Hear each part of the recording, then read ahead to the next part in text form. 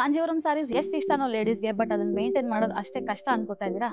ಈಗ ನಾನು ಹೇಳೋ ಈ ಟಿಪ್ಸ್ನ ನೀವು ಫಾಲೋ ಮಾಡಿದ್ರೆ ನೀವು ಕಾಂಜೀವರಂ ಸಾರೀಸ್ನ ಫ್ರೆಶ್ ಆಗಿ ಲೈಕ್ ನೆವರ್ ಬಿಫೋರ್ ಥರ ನೀವು ಹ್ಯಾಂಡಲ್ ಮಾಡ್ಬೋದು. ಟಿಪ್ ನಂಬರ್ 1, ನಿಮ್ಮ ಸಾರೀಸ್ನ ಕಬೋರ್ಡಲ್ಲಿ ಹ್ಯಾಂಗರಲ್ಲಿ ಹ್ಯಾಂಗ್ ಮಾಡಬೇಕು. ಯಾಕೆಂದರೆ ಜರಿನಲ್ಲಿ ಇರೋವಂಥ ವೆಯ್ಟು ನಿಮ್ಮ ಸ್ಯಾರಿ ಸ್ಟ್ರಕ್ಚರ್ನ ಹಾಳು ಮಾಡುತ್ತೆ.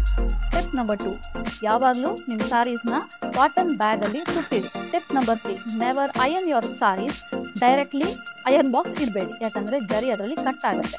ನೀವು ಮತ್ತೆ ಅದ್ರ ಮೇಲೆ ಕಾಟನ್ ಬಟ್ಟೆ ಹಾಕಿ ಅದ್ರ ಮೇಲೆ ಲೈಟಾಗಿ ಐರನ್ ಮಾಡಬೇಕು.